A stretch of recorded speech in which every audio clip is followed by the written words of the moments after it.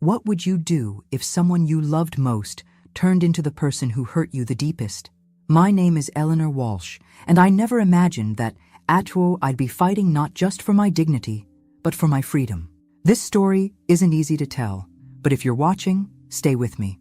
And before we dive in, make sure to subscribe to this channel and comment where in the world you're watching from. I always thought growing old would come with a kind of quiet wisdom, tea in the afternoons, birds in the backyard, and maybe a book or two I'd finally finish. What I didn't expect was that growing old would feel like being erased, one decision at a time. My name is Eleanor Walsh. I'm years old, and until a few months ago, I lived alone in the house my husband Richard and I built together in the suburbs of Portland, Oregon. Every flower in the front yard had a story. The kitchen still smelled like his coffee. I wasn't ready to leave. I didn't need to leave. I had slipped on a throw rug in the living room. Not badly. I was a little bruised, but still sharp, still walking, still me. But that single fall was all the ammunition my son Daniel needed. He showed up the next morning, early, with a look in his eyes I couldn't place. Cold, distant.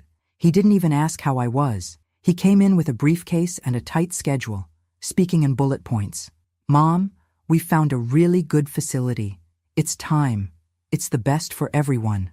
I laughed, thinking it was a joke, but he wasn't laughing.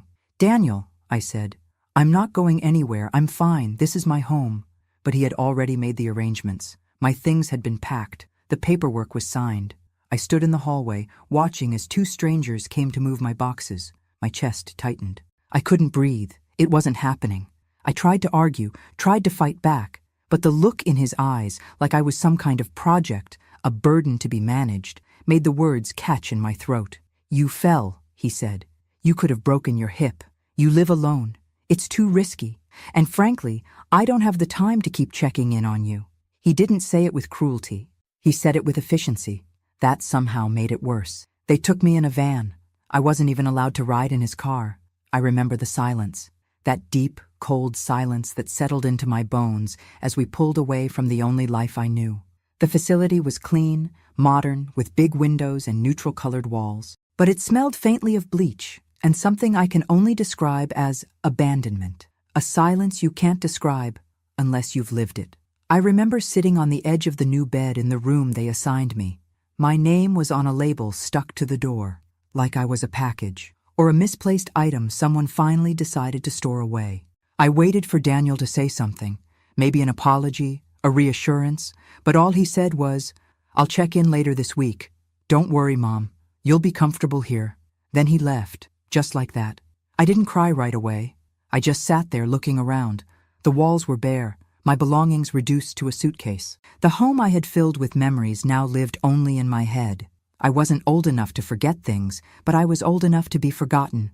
That night, I lay in a bed that wasn't mine, listening to the soft buzz of fluorescent lights in the hallway.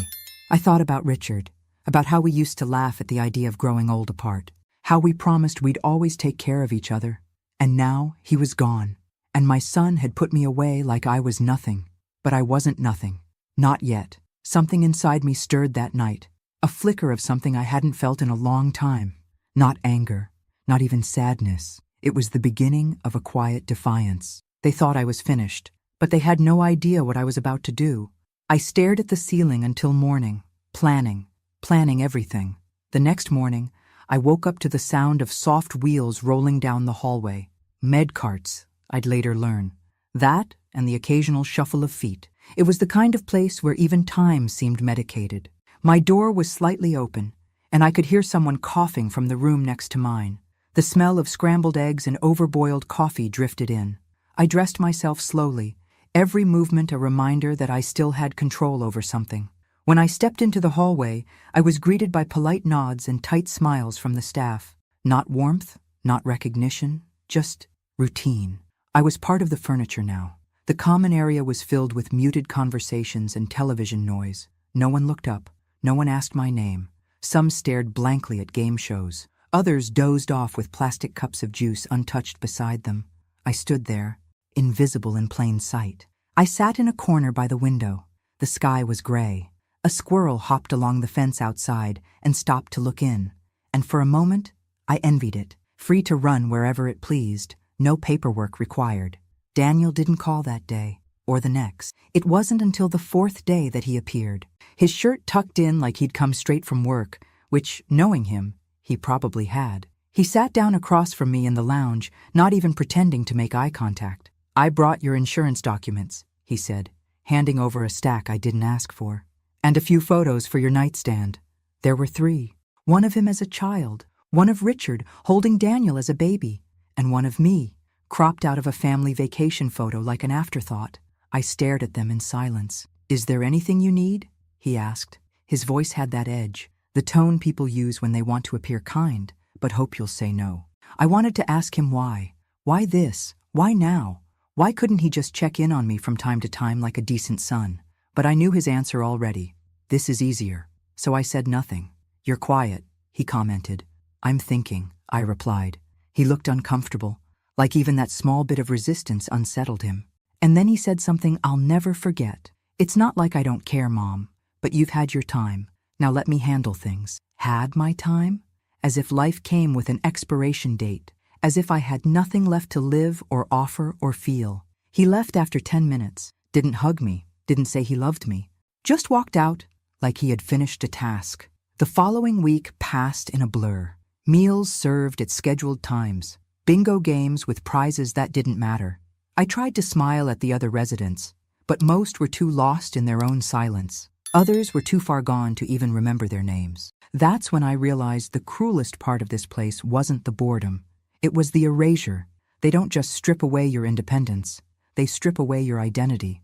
No one here knew that I once worked as a librarian, that I played the piano for Richard every Sunday morning, that I baked pies from scratch, that I read every Steinbeck novel twice. To them, I was just room, just a fall risk, just another old woman whose time had passed, until one afternoon, when a nurse I hadn't seen before walked in, holding a clipboard and a gentle smile. Her hair was pulled back, her scrubs clean, but her eyes were tired in a way only someone who carried too much for too long could understand. "Mrs. Walsh?" she asked. "Hi, I'm Marissa. I'll be checking in on you this week." I nodded. She sat down without the usual distance most staff kept. "Is there anything you want me to know about you?" she asked. It was such a simple question, but no one had asked me that since I arrived. I stared at her for a moment, unsure of how to respond. Then I said, "I like crossword puzzles. I make a mean lemon meringue pie, and I still remember the smell of my husband's shaving cream." Marissa smiled. "That's good.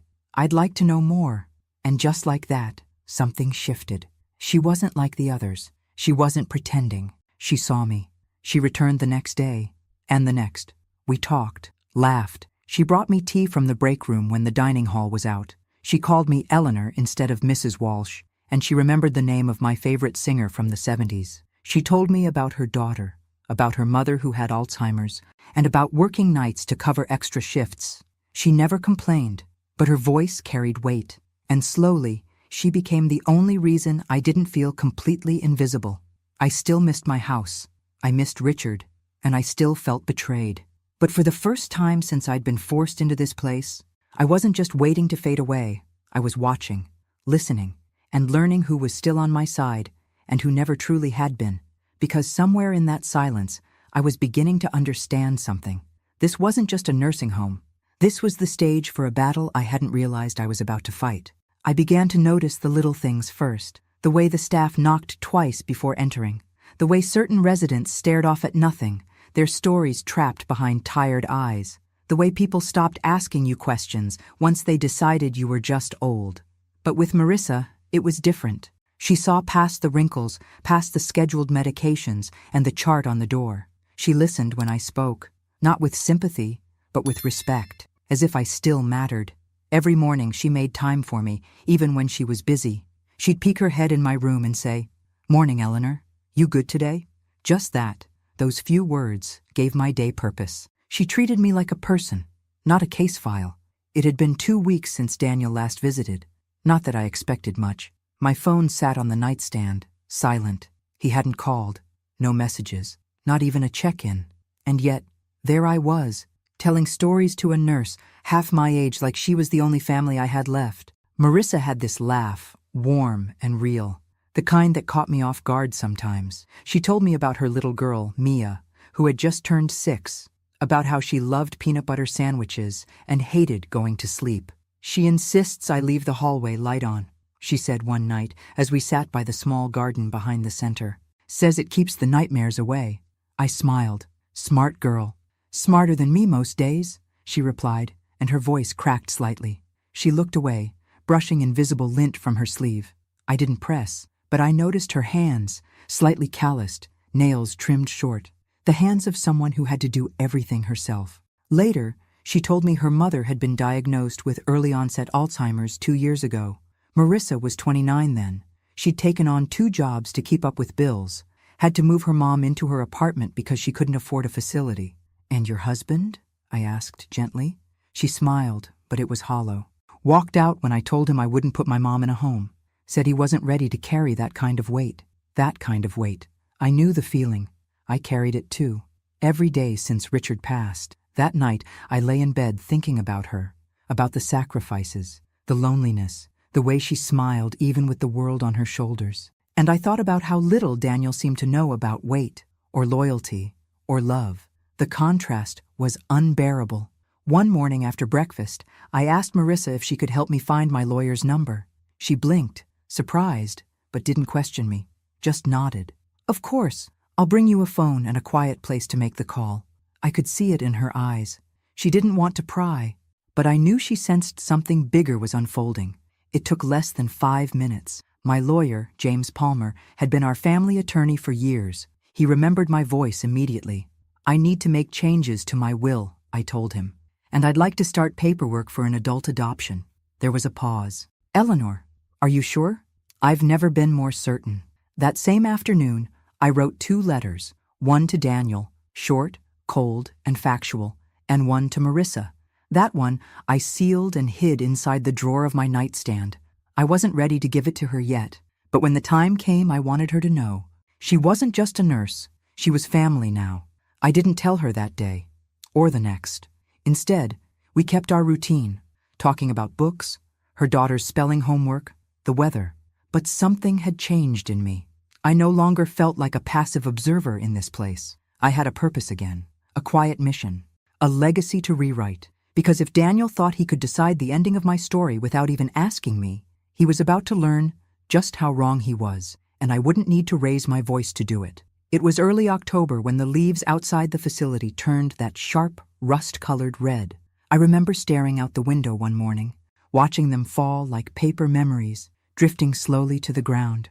Something about the quietness of it reminded me of how my life had been slipping away, piece by piece, while no one seemed to notice, except Marissa. That day, she brought me a cup of chamomile tea, real chamomile, not the powdered kind. She had found it at a discount store on her way to work. "I thought of you," she said.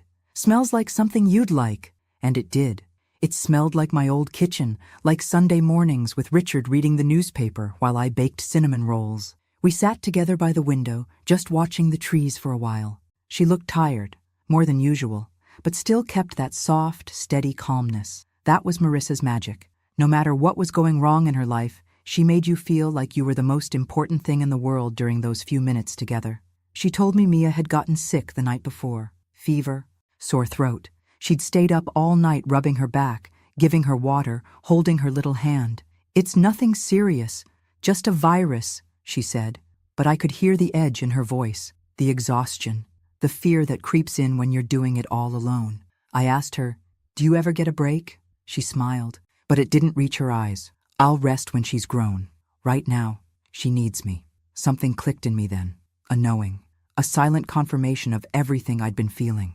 It wasn't just admiration, it was recognition. I saw myself in her.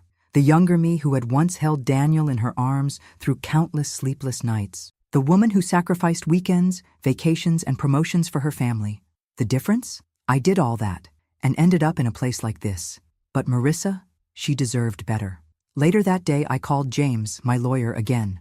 I finalized the amendment to my will. Half of my estate, including the house, savings, and remaining investments, would go to Marissa Carter.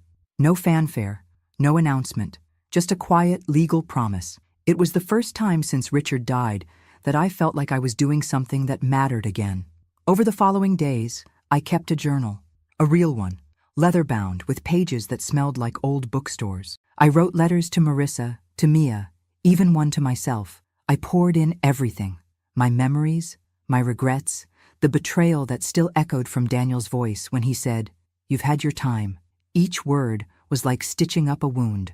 One evening, I invited Marissa to sit with me in the garden behind the facility. The air was cool, the sun dipping low behind the trees. I offered her the seat beside me and handed her a small envelope. She blinked. "What's this?" "Not for now," I said. "For when it matters." She looked at me, really looked. "You're not sick, are you?" I laughed softly. "No, dear. I'm just awake now." We sat in silence after that, our shoulders almost touching.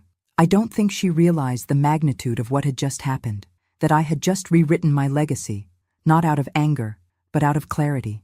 Because sometimes the people who share your blood aren't the ones who carry your heart. And as the light faded and the first stars peeked through the sky, I made peace with something important.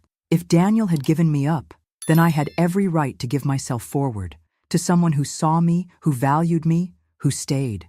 I didn't know then how quickly things would unravel, but I felt it, even then. A storm was coming, and I was finally ready to stand in the rain. It was well past midnight when I woke to the sound of muffled voices down the hallway. Most nights, the facility fell into a dead quiet after p.m. Lights dimmed, residents tucked away in their rooms like forgotten books on a dusty shelf. But this night was different. I slipped out of bed, wrapped a shawl around my shoulders, and opened the door just enough to see the hallway bathed in soft yellow light. At the far end, near the administrator's office, I saw Daniel. I froze. He was supposed to be out of town. He hadn't visited in weeks. And yet there he stood, tense, gesturing sharply as he spoke to a man in a gray suit, someone I didn't recognize. Their voices were low, but one phrase floated down the hall like smoke. "If she changes that will, I lose everything." I stepped back into the shadows. The lawyer, because that's who the other man had to be, sighed. "It's her legal right, Daniel. You can't stop her from doing it." "She's not thinking clearly," Daniel snapped. "She's alone, confused, probably being manipulated by some staff member." My blood ran cold. He was talking about Marissa. "I want a psychological evaluation, something official," he said. "If she's declared incompetent, the will can't be changed." I couldn't breathe. My heart pounded so loudly I thought they might hear it. "I'm not going to let her hand over my inheritance to some nurse," he hissed. "She owes me." Owes him. He really believed that my life, my savings, my home, all of it belonged to him by default, that he was entitled to the sum of my existence because of biology. Then the lawyer asked, "Are you sure you want to go down this road?" Daniel's answer was immediate. "Do it." I backed into my room, shut the door gently, and sat on the edge of the bed, trembling. I wasn't sure what hurt more, what I'd heard, or the fact that deep down I wasn't surprised. Daniel had always been calculating, strategic, but now I saw the truth unmasked. He didn't care about my well-being. He cared about control, and that's when it hit me. I had always wondered about the night Richard died. It happened so suddenly. He had been in his office late, going through financial records while I was out visiting a friend. When I got home, he was already gone. A heart attack, they said. No one around to help. No. I remembered asking Daniel if he had talked to his father that day. He said no, but now I wasn't sure. The next morning, I acted like nothing had happened. Daniel didn't know I had overheard. He smiled thinly, handed me a box of herbal teas I didn't ask for, and said, "Thought you'd like these." I nodded, pretending. That afternoon, I asked one of the newer aides, a timid girl named Hannah, if she could find out which nurse had worked the front desk that night. She hesitated, then whispered, "It was Kristen, but she doesn't talk much." I found Kristen folding laundry in the back hallway. I waited until no one else was around. "I need to ask you something, off the record." She looked up, startled. "Okay. You saw my son here last night, didn't you?" Kristen paused, then slowly nodded. "And he wasn't visiting me, was he?" She swallowed. "No. He was in the office for a long time, arguing." "Did you hear anything?" Her voice dropped. "Only a little. Something about paperwork. And getting someone declared unfit." I thanked her, then walked away with the weight of it settling on my shoulders like lead. Back in my room, I stared at the photo Daniel had left weeks ago, One of him as a boy, smiling in his little league uniform. The child I raised. The boy I held during thunderstorms. The teenager I forgave when he lied about grades. The man I had defended even when Richard warned me he was becoming too selfish, too cold. I had loved him unconditionally. But now I understood. That love had always been a one-way street. And then, like a film reel flickering in reverse, memories rushed back, fast and sharp. Richard's phone call that day. The way Daniel arrived late to the hospital, with dry eyes and no sense of urgency. The silence that followed. Had he? I didn't want to finish the thought, but I already knew the answer. He hadn't helped his father, not because he couldn't, but because he didn't want to. He let Richard die, so he wouldn't have to deal with the financial fallout of the company's debt. The debt Daniel had a hand in creating. And now, he was coming for me too. But I wasn't Richard, and I wasn't going to be erased quietly. I reached into my drawer and pulled out the envelope, the one I'd written to Marissa. It was time to deliver it, because war had been declared, and I had no intention of losing. It happened faster than I ever imagined. One moment, I was sitting in the garden with Marissa, watching the wind carry leaves across the path, like whispers from another life, and the next, I was being told to pack my things. Again. Only this time, I wasn't going to another room or a different wing of the building. I was being moved to a psychiatric unit. The nurse who delivered the message was new, polite, but mechanical. She said it like she was reading off a menu. Mrs. Walsh, the attending physician, has recommended a transfer for observation. A few days, just to ensure your safety. Safety from what? I asked. She blinked. There have been concerns about confusion, some unusual conversations, possible signs of delusion. I laughed, short and sharp. You mean me realizing my son's a vulture? She didn't answer.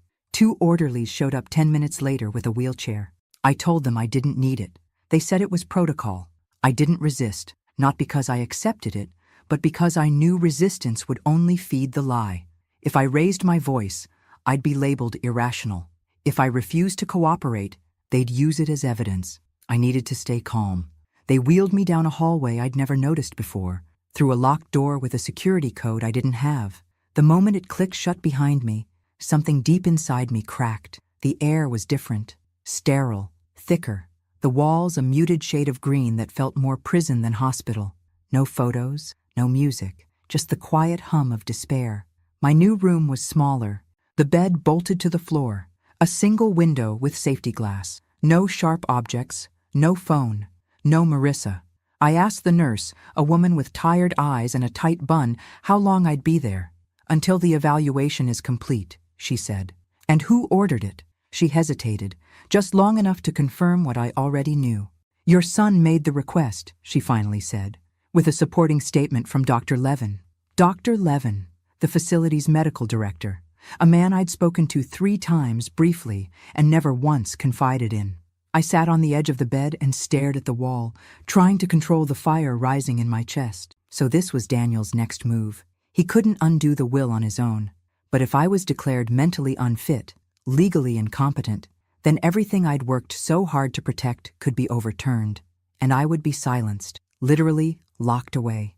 The first night in that room was the longest of my life. I didn't sleep. I barely moved. The lights outside my door stayed on all night, spilling in through the gap like a spotlight.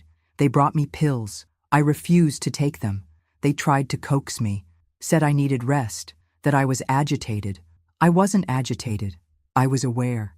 I thought of Richard, of how he must have felt, alone in that office, clutching his chest and dialing the number of the one person he thought would save him.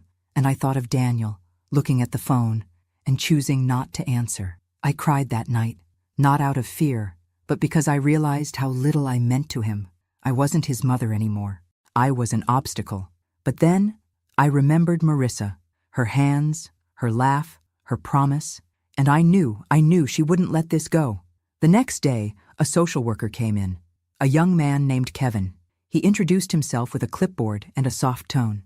I'm here to talk, Mrs. Walsh. Just routine questions. Don't waste your breath, I said. You're not here for my benefit. You're here to validate paperwork. He blinked. That's not true. Then let me make a phone call. He hesitated. That's not permitted without physician approval. I stared at him.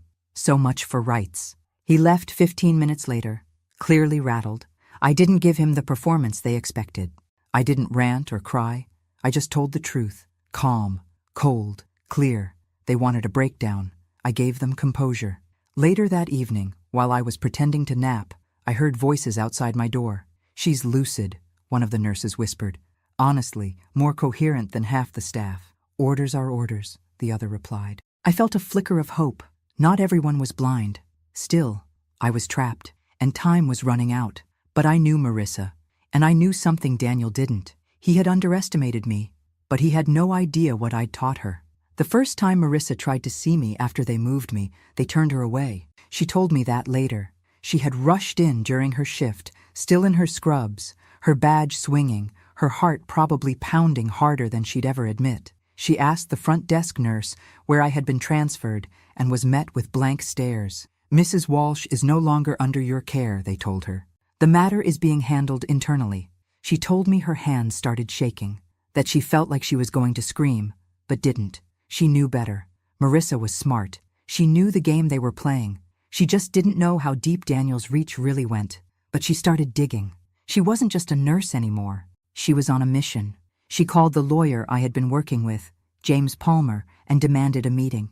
When he hesitated, she sent him the letter I had written and sealed weeks earlier, the one I had tucked into my drawer like a seed I prayed would grow when the time came. That letter changed everything. James called her back within an hour. He met her in his office the next morning. And from what Marissa later told me, she didn't waste time with pleasantries. She told him everything about the change in my will, the increasing pressure from Daniel, the way I was suddenly declared unstable out of nowhere.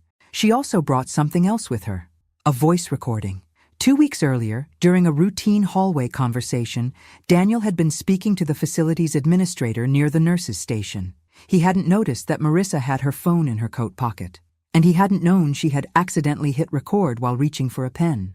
In that recording, his voice was clear. He said the words plainly. "She's just lonely, easy to manipulate. That nurse, she's conning her. Once I have her declared unfit, the will goes back to the way it should be." That audio clip was more than enough to raise alarms. But Marissa didn't stop there. She tracked down Kristen, the night shift nurse who had seen Daniel at the facility after hours. Kristen was hesitant at first, scared of losing her job, but Marissa told her the truth, that if she stayed silent, she'd be complicit in something worse than neglect. Kristen agreed to sign a statement. Then came the medical records. Marissa noticed inconsistencies in the evaluation ordered by Dr. Levin, dates that didn't match, statements attributed to me that I never made, medications I was supposedly non-compliant with, even though I had never once refused a prescription before the psychiatric transfer. She took everything, statements, recordings, medical inconsistencies, and brought them to James. Together, they filed for an emergency hearing with a judge. They called it what it was, elder abuse. And while all that happened out there, I was still inside that locked wing, pacing the length of my room like a caged animal. Every day they brought pills. Every day I refused them. My chart filled with words like uncooperative and defensive, as if I were being difficult just for the pleasure of it. But I knew the truth. They wanted me numb. They wanted me quiet. They wanted me gone. I didn't know what Marissa was doing. I couldn't see it.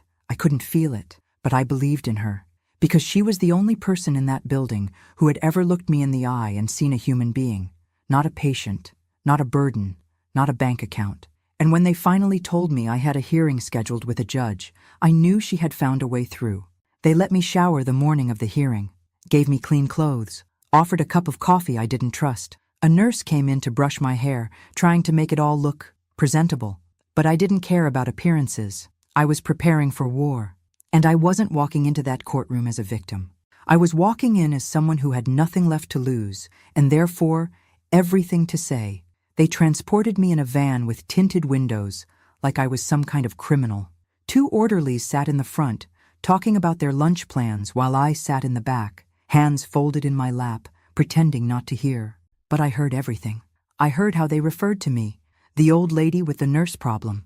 I heard them joke about how I must be faking it just to get attention, and I memorized every word, because soon their words would matter.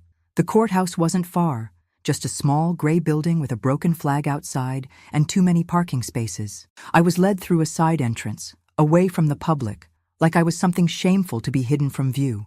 But inside that small courtroom, I saw her, Marissa. She sat near the front, wearing a simple navy blouse, her hands clasped tightly in her lap. When she saw me enter, her eyes flooded with emotion. She didn't speak, just nodded, as if to say, "I told you I'd come." And then I saw Daniel, sitting with his lawyer, smug as ever, his suit too perfect, his posture too rehearsed. He didn't look at me. He didn't have to. He thought he'd already won. The judge was a woman, late 50s, sharp eyes, no-nonsense tone. She looked at me like she hadn't made up her mind yet. That gave me hope. James stood and began. He laid out the facts, slowly, methodically, like a scalpel, not a hammer. He presented Marissa's audio recording, Kristen's statement, the discrepancies in my medical records, and then he played the tape. Daniel's voice filled the room, cold, calculated, ugly. She's just lonely, easy to manipulate.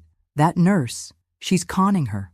Once I have her declared unfit, the will goes back to the way it should be. The courtroom went silent. Daniel's lawyer tried to object, but it was too late. The words were already in the air, staining everything. Then it was my turn. I stood slowly. My knees trembled, but my voice did not. "I may be old," I said, "but I am not confused. I am not senile, and I am not finished." I looked directly at Daniel. "I trusted you. I loved you. I forgave you for so many things I shouldn't have. But when you let your father die, when you ignored his call for help so you wouldn't be held responsible for your own mistakes, you crossed a line I cannot and will not forgive." Gasps echoed. Daniel turned pale. I continued, "This isn't about money. It's not even about the will. It's about dignity. It's about being seen, being heard, being human. And if my life is worth nothing more to my own son than a dollar sign, then I will spend what's left of it with someone who treats me like I matter." Marissa's eyes welled with tears. She reached for a tissue, quietly. The judge called for a recess. When we returned, her voice was firm, resolute. "Mrs. Walsh is of sound mind and full legal capacity. This court finds the petition for guardianship filed by Mr. Daniel Walsh to be baseless and frankly disturbing." She turned to Daniel.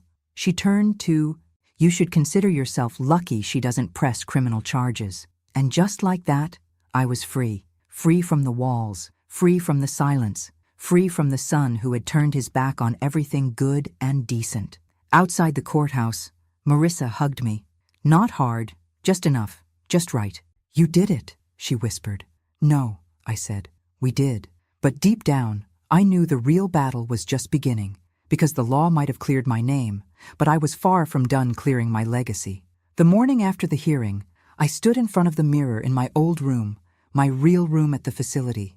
The same beige walls, the small window that let in slivers of morning light, the photo of Richard and me still tucked into the corner of the vanity. But something had changed. I had changed. They tried to break me. Daniel tried to erase me, but I was still here. Marissa came in just before breakfast, carrying a tray with pancakes and fresh strawberries, my favorite. She said nothing at first, just set the tray down and pulled up a chair. Her eyes were tired, but her smile was wide. "Victory pancakes," she said. I chuckled. We earned them. That day, the staff treated me differently, a little more respectfully. Some avoided eye contact, especially those who had followed orders blindly. Others apologized in quiet, nervous tones. I didn't hold grudges, but I remembered everything. Daniel, on the other hand, disappeared. He didn't call, didn't visit, didn't even send his lawyer to clean up the mess. It was as if he'd vanished into the shadows, hoping to wait out the storm, but I wasn't done with him. That same week, I finalized the adoption paperwork with James. Marissa Carter officially, legally, became my daughter. On paper, in court, in heart. The process was surprisingly simple. A judge asked if this was truly what I wanted. "Yes," I said, without hesitation. Because what makes someone family isn't DNA. It's who shows up when you're broken. It's who fights for you when everyone else walks away. Daniel found out about the adoption the following Monday. He sent me an email, a single line. "You'll regret this." I deleted it. He wasn't angry because I gave Marissa my money. He was angry because I gave her my love. The next few days, I felt lighter. I spent more time outside. I laughed more. I helped Marissa plan Mia's birthday, an outdoor party with balloons, cupcakes, and paper crowns. One afternoon, while folding laundry, I found an old scarf Richard had given me. I held it against my cheek and closed my eyes, remembering his voice, his quiet strength. "I hope I made you proud," I whispered. And in that moment, I felt something inside me settle, something that had been restless for too long. But the peace didn't last. One morning, James called. "Daniel is trying to contest the will again," he said. "This time, claiming undue influence. He's hiring a new team. He wants it all reversed." Of course he did. A snake doesn't change. He just sheds his skin. But this time, I was ready. We had recordings, witnesses, medical proof of my mental clarity, legal guardianship of my own estate. And now, we had the adoption. He couldn't touch a single dollar without unraveling the entire web he'd spun. Still, the anxiety returned, because no matter how strong I felt, part of me still hurt. He was my son. He was my baby once, and now he was the villain of my story. That night, I sat with Marissa in the garden. We watched the sun dip below the trees, casting long golden shadows across the grass. Mia ran around chasing fireflies, her laughter carrying through the air like music. "I wish I could say I don't care," I said quietly. "But I do. I still care." Marissa didn't respond right away. She reached for my hand, warm and steady. "You don't have to stop caring," she said. "You just have to stop letting him hurt you." And she was right. I would always love the little boy Daniel once was, but I would no longer mourn the man he became, because I had a new chapter to live now, and I had a new family to live it with. The final battle was coming, and when it did, I'd be ready to close the book. The courtroom felt colder this time. Maybe it was the tension in the air, or maybe it was because I knew exactly what Daniel was trying to do. Again, he wasn't just contesting the will. He was trying to erase everything I'd done, every step I'd taken to protect my name, my dignity, and the one person who had stood by me when everyone else disappeared. Marissa sat beside me at the plaintiff's table, now my legal daughter. Her hands were steady, but I could see the way her shoulders held tension, like she was ready to spring into defense at any moment, like a soldier. Daniel, dressed in another expensive suit, didn't even glance my way. His lawyer, new, polished, arrogant, tried to paint a picture of manipulation, that Marissa had preyed on an elderly woman, that I'd been coerced, that none of my decisions could be trusted. They played the age card. They played the vulnerable senior card. But they forgot one thing. I was still alive, still present, still powerful. I stood when called. My voice was clear, strong. I made every decision with full knowledge of what I was doing, I said, looking directly at the judge, and I stand by them. I changed my will not out of confusion, but out of clarity. I chose to give my legacy to someone who earned it, not someone who assumed he was entitled to it. The opposing lawyer smirked. "And what about your son? You're saying he deserves nothing?" I didn't flinch. "I'm saying he deserves exactly what he gave me in the last years of my life. Silence, distance, disregard." A murmur spread across the courtroom. Then James, my lawyer, took the floor. He presented the adoption papers. Legal, complete, airtight. He presented Marissa's years of service, her spotless record, her unwavering loyalty. He reminded the court of Daniel's previous attempt to have me committed. And then he dropped the final blow, the audio recording again. Daniel's voice, smug and unfiltered, speaking about manipulating the system to reclaim the will. The judge leaned back in her chair, folded her arms, and sighed. "I've seen a lot of ugly family disputes," she said. "But this is different. This is calculated cruelty, masked as concern." She turned to Daniel. "Mr. Walsh, not only do I deny your petition, but I am referring your behavior to the State Bar Association for review. If this courtroom allowed emotional damages, you'd owe your mother far more than money." I couldn't help it. I let the tears fall, not from sadness, from release. It was over. Outside the courthouse, reporters waited, but I didn't stop. Marissa and I walked hand in hand to the car. We didn't need a statement. We didn't need the world to understand, because we understood. Back at the facility, I packed my things for the last time, not in secret, not in fear, but with joy. We were moving into a small house just outside of town, a modest cottage with a backyard and a garden I could tend again. Marissa called it ours. Mia had already picked out where her swing set would go. As I zipped up the final suitcase, I glanced around the room that had once felt like a prison. It was just a space now, a chapter that had served its purpose. Before we left, I placed the old photo of Richard and me in my bag. I looked at his face, his smile. "I kept my promise," I whispered. "I didn't let him take everything." Outside, Marissa honked gently from the car. I took one last look, then closed the door behind me. And just like that, I walked out, not defeated, but reborn, not forgotten, chosen. The sun was warm on my face as we pulled into the driveway of our new home. It wasn't large or fancy, just a simple cottage with pale blue shutters and a porch swing already squeaking in the breeze. But to me, it felt like a palace, because this time, I had chosen it. No one had dragged me here. No one had packed my things without asking. I came on my own terms, and I brought with me the only people who had truly stayed. Marissa helped me out of the car while Mia ran ahead, laughing as she announced which bedroom she wanted. There were daisies in the front yard, already blooming. I smiled. Richard would have loved this place. I hadn't heard a word from Daniel since the ruling. No calls, no emails, nothing. Part of me kept waiting for a final plea or maybe an apology. But none came, and that silence said more than any words ever could. We unpacked slowly, savoring each moment. I placed Richard's photo on the mantel. Marissa hung up drawings Mia had made in school. We filled the kitchen with smells, cinnamon, basil, fresh bread. Life returned to my bones in ways I didn't know I still needed. A week later, a letter arrived, not from Daniel, from his lawyer. It was a formal notification. Daniel had filed for bankruptcy. Apparently, his reputation had taken a hit after the court hearing. His real estate ventures had started to crumble, investors pulling out. Word had gotten around. You can't hide a heart like his forever. And just like that, the man who had tried to steal everything from me lost everything himself. I didn't smile when I read it. I didn't gloat. But I did exhale, deeply, fully, for the first time in years. Because justice doesn't always roar. Sometimes it whispers. Sometimes it's watching your enemy fall without ever having to lift a hand. One afternoon, I sat on the back porch with Marissa. The air smelled like fresh grass and warm soil. She was reading, and I was crocheting something for Mia's room. "You ever regret it?" she asked quietly. "Giving me so much?" I looked up, surprised. "I didn't give you anything," I said. "You earned it. You. Every bit of it." She looked down, her eyes glassy.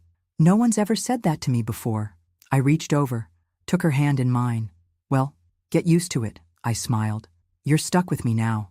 That night, I dreamed of Richard. We were dancing in the living room, slow and silly like we used to. He was wearing those ridiculous plaid slippers, and I could feel his hand on my waist like he'd never left. When I woke up, there were birds singing outside.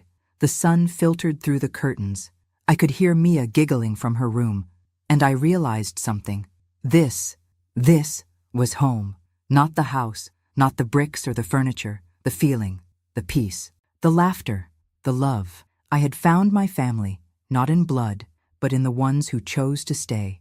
Daniel had lost a fortune, but I had gained a future, and I wouldn't trade places with him for all the money in the world. The garden was full of light. Golden afternoon sun spilled across the rows of fresh soil, where I had just planted a handful of wildflower seeds with Mia. Her tiny hands had been covered in dirt, her face smudged, but her laughter, pure, unfiltered joy, still echoed in the breeze. I sat on the porch swing now, a glass of lemonade in my hand, watching her run across the lawn with her little butterfly net, chasing nothing in particular. And Marissa? She stood barefoot in the grass, smiling, her hair tied back, sleeves rolled up. She looked younger these days, lighter, like some invisible weight had finally lifted from her shoulders. This was peace. This was healing. This was everything I'd been denied, and everything I had chosen to build with the pieces left behind. For so long, I thought growing old meant losing pieces of yourself. I thought it meant being erased, made invisible. I never imagined I'd be fighting for my name, my worth, my voice. But I did fight, and I won. Not with rage, not with revenge, but with truth, with grace, with clarity. After the ruling, Daniel never reached out again. Not to apologize, not to explain, just silence. And I let it stay that way. There's a kind of mourning that comes with letting go of someone you once loved unconditionally. It's quiet and slow and private, but it's necessary. I don't hate him. I don't wish him pain. I just don't give him the power to define me anymore. Instead, I poured my energy into planting, into baking, into showing Mia how to make her first peach cobbler, into helping Marissa get her nursing certification upgraded so she could open a small private care service from home. We became something more than a household. We became a family, a real one, built not from shared blood but from shared battles, from loyalty, from love in its purest form. Every morning, I wake up and choose this life, not because it's perfect, but because it's mine, and because I fought for it. I thought my story was ending the day Daniel wheeled me into that facility, but I was wrong. That was just the beginning of my final act, the one I got to write, the one that ends with my hands in the dirt, laughter in the air, and peace in my chest. As the sun dipped lower, I reached over and picked a single sunflower from the pot beside me, my favorite. Richard once told me sunflowers always turn toward the light. I think I finally understand what he meant, because even after everything, after the betrayal, the silence, the isolation, I found the light again. I let it find me, and I followed it home. The blood may have abandoned me, but the love saved me. Thanks for listening. Don't forget to subscribe and feel free to share your story in the comments. Your voice matters.